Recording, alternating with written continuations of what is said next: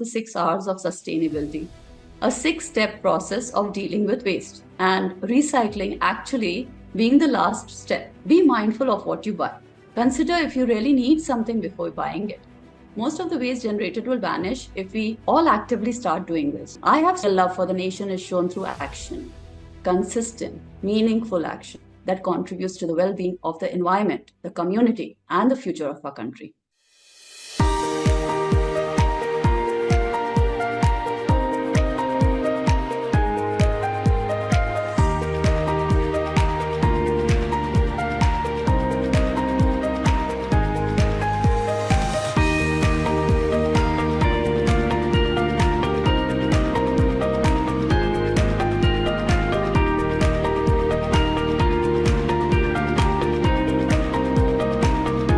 Now it's time to summarize and talk about the 6 R's of sustainability, a 6-step process of dealing with waste, and recycling actually being the last step. Be mindful of what you buy. Consider if you really need something before buying it. Most of the waste generated will vanish if we all actively start doing this. I have stopped buying water bottles since 6 years and I have survived pretty well. Even while traveling, I take my empty bottles and fill them up at restaurants or airports. With a few small changes, we can make a huge impact, like cutting the milk packets in a way that the small piece does not separate from the packet, from the bigger portion, or eating an ice cream in a cone rather than choosing a cup, using soap bars instead of liquid soap, use menstrual cups instead of sanitary napkins. Take your own travel size shampoo conditioners. Skip the free ones that the hotel offers. The first step is rethink. A good thought will be buying bigger sizes versus the smaller ones. And trial size packs, a big no-no. Best is to buy from stores with no packaging. Rethink before you step out of your house. Carry your own containers for meat shopping and for leftovers at restaurants. Keep baskets with reusable bags and cutlery pouches, water bottles in your vehicle all the time. While traveling, it helps to carry a small trash bag in your vehicle. We should bring back home all the trash and bin it. Generally, we don't even think twice before throwing a chocolate or pan parag wrappers. Why can't we just put it in a pocket for a while till we bin it, till we find a bin? Actually, that reminds me of a story from Northeast. I met a driver when I was on a vacation with my kids in Sikkim. We were in a taxi and one of my kids just threw a chocolate wrapper out the window. The driver, he literally stopped the car and went and picked up the wrapper, brought it back. Yeah, it was shameful, but if the locals dispose the waste responsibly, why won't the visitors do so? And even if we don't meet such inspiring people, can't we ourselves be responsible travelers? Second R is refuse. It's time we say no to single-use plastic bags, food containers, cutlery, crockery, straws, and please advise others to do it as well. When arranging weddings or functions, avoid these. Replace them with eco-friendly stuff. Every roadside stall, even at gatherings, we find disposables being used. The convenience and low cost of these flimsy plastic makes it irreplaceable. Last time in the Kumbh Mela, the plastic waste that was collected and sold amounted in crores. So imagine the quantity that must have piled up there. Next year's there will be a ban on single-use plastic items. I even heard that they will provide each visitor with a steel plate and a bag at the entrance, all donated by people. I'm really happy about this change. Another area that can be worked on are offices, where we can have bring your own mugs and glasses policy and get rid of the soda dispensers totally. Moving on to the next R, reduce. We need to consciously try to use fewer products and services. Must we order every small thing at the last minute just because someone is willing to deliver it in 10 minutes? In my opinion, the food and delivery industry should take responsibility for waste disposal. They are the producers after all. They need to innovate on food portions and minimize wastage. As children, we were taught to respect food, but we seem to have lost that in the battlefield of foodies and delivery apps. No wonder we find piles of stinking garbage everywhere. Next R is reuse. Instead of throwing something away after using it once, we need to get into a habit of finding new ways of reusing it. Being a Gujarati, finding jugaads is in my blood. I use egg cartons to grow saplings, use bottles as planters, make bags from cloth and newspaper. Okay, that's a little bit exaggerated. But truthfully, I do use old socks for dusting and They work very, very well. There are zillions of reusable ideas in Google. We just need the urge to find them. Repair. Fix broken items instead of replacing them. Some people just won't think twice to throw away broken stuff. It's easier to get a new one. That's a new mentality. Fixing things needs time, effort, money. It's sad, but true. And lastly comes recycle. Recycling can happen only if you segregate your waste in the right way. That is wet, dry, reject. It is hard to believe, but everything, I repeat, everything segregated can be recycled. Everything like cardboard, plastic, metal, glass, Tetra Paks, e-waste, furniture, broken buckets, mugs, pipes can be recycled into new plastic wares, clothes, shoes, artificial turf, lots of other things can be made out of. If we don't start segregating our waste, all of this will end up in landfills and water bodies, slowly poisoning our environment and ultimately finding its way into our lungs. I would like to conclude here. Being from the army background, I tend to connect everything to the love for our country. We hear people proclaiming their love for the country, especially on national days. We see heartfelt messages on social media, sharing images and wishes for nation's progress.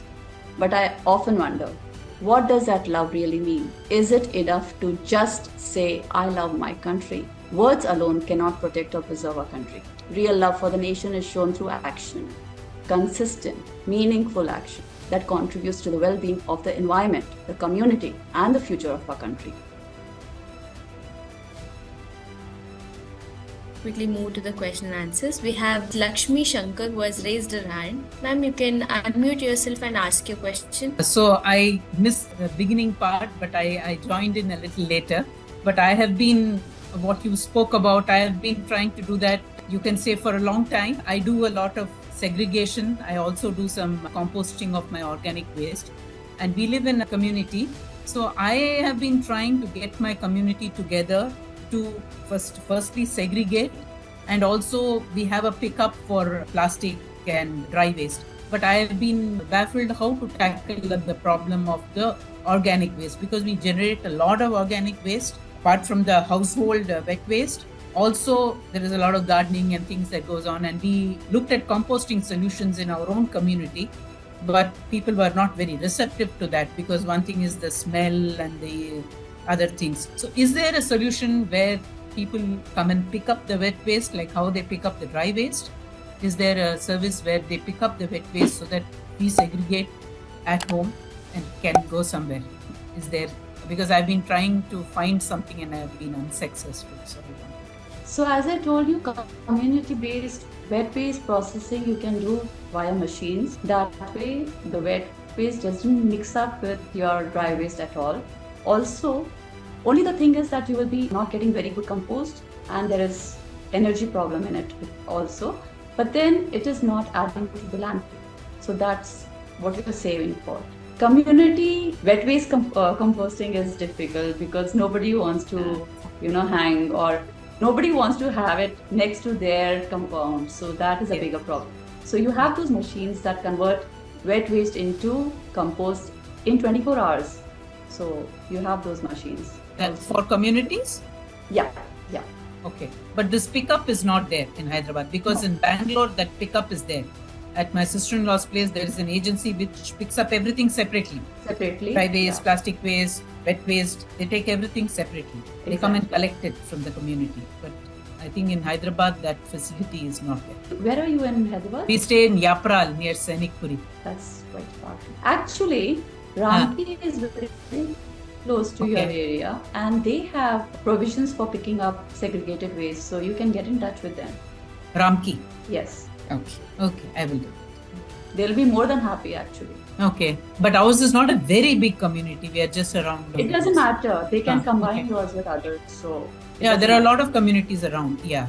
And if you spread the word, you can talk to other communities so they can join you as well. Yeah. But personally, I compost. I have a. That's what we recommend also.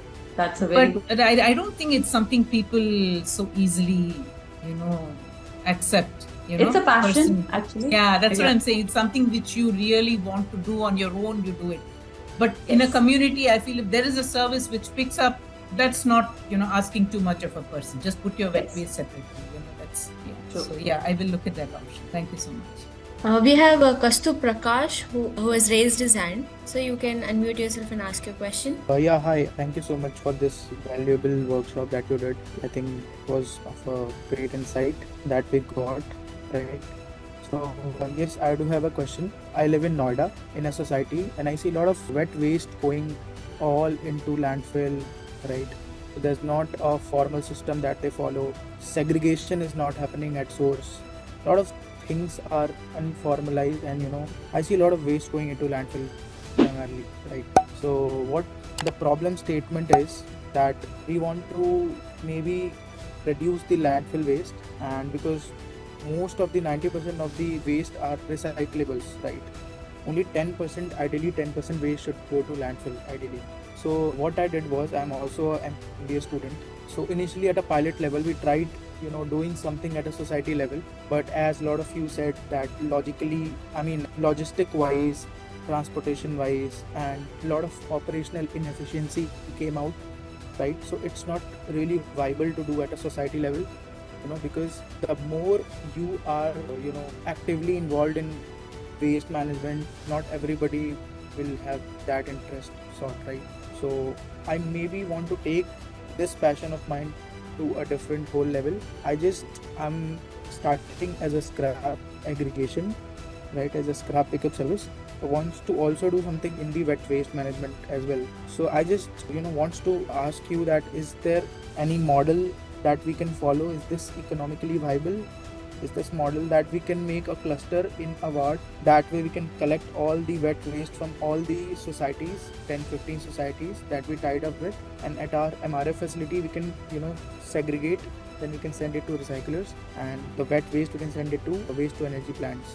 So is this model economically viable? Also, how are we going to charge the societies for it? Because this waste is coming, everything is coming at free, right? So the logistics involved, the operational cost, how are we going to actually make it a viable business model? I also want to maybe collaborate with you guys to do something, right? Yeah, we would love you to do that because you seem to be very passionate about it. But yes, if you have a land closer to your communities, the ones you're talking about, you can ask the municipality to collect it in a segregated way, and then you can always send the wet waste to the waste to energy plants. And as you said, the plastic can be given to the plastic recyclers, and the reject waste also can be managed by the municipality, because it is very difficult for a person like you to take care of the reject waste. So that can be done. So what we do here to sustain ourselves is we charge a nominal amount of 150 rupees per apartment and 200 rupees per individual house per month, which is not a very big amount, of course.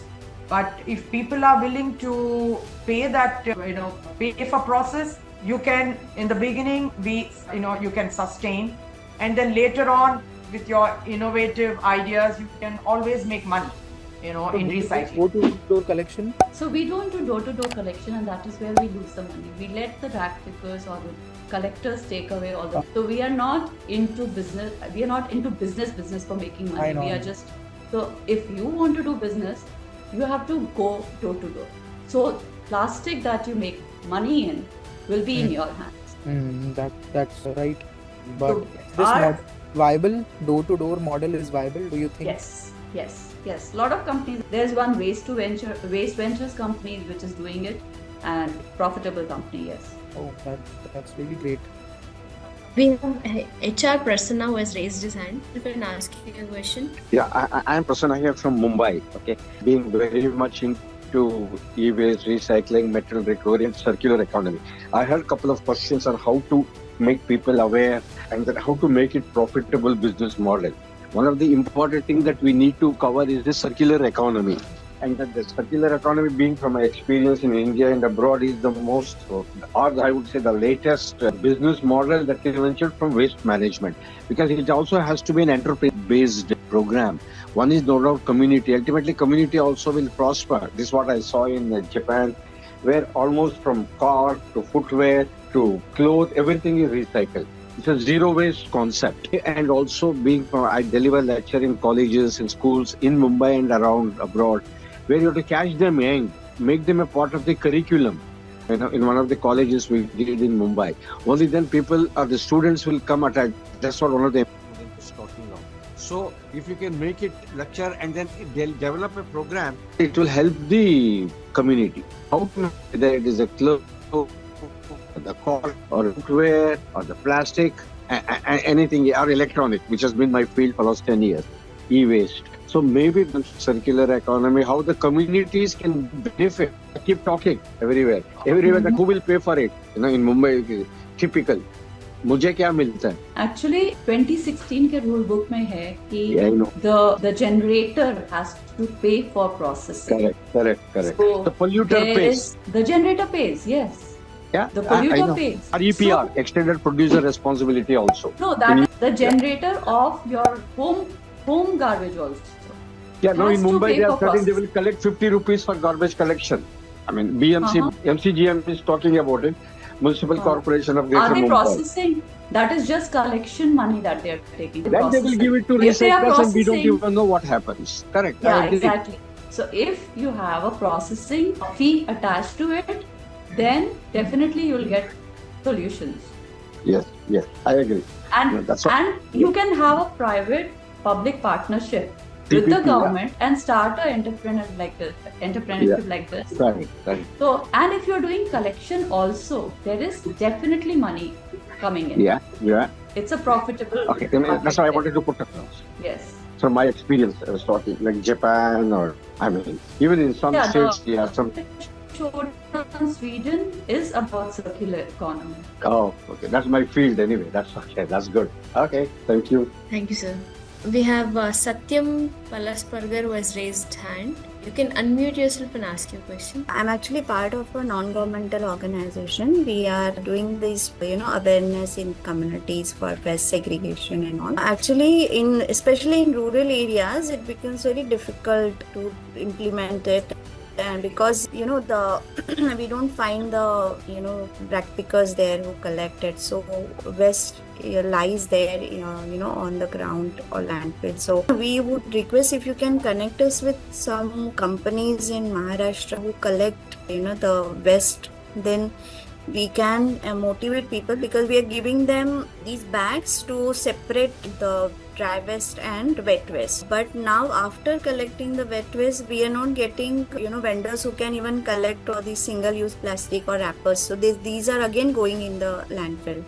So if you can suggest us a company who can collect these also in Maharashtra, if you have any contact, then we can implement this more effectively. Bintex is working in the metro, Mumbai. So you can connect with Bintex. Sorry, And- what's the name? Bintex. Bintech. Yeah. Okay. Bintex. TEX. Text it. As we are coming to the end of session, I would like to show a few sustainable products that one of our teammates have been showing for creating awareness. And this is a brick made by single-use plastic, and they are using these in pavements, in parking lots, all these things. And instead of using single-use plastic plates, these are made from acacia leaf. Am I right? Yeah, these are made by a leaf. I think they are in the market. You can see. Hope you can see. Yeah. And this is a brick made by unsegregated ash brick. Yeah, it's more tough and heavy. And a few diyas made by cow dung and some flour. And they're also into making fiber from banana waste. So they make saris, towels from banana waste. And yeah. And this is a biomass brick. This is used for incinerating to produce energy.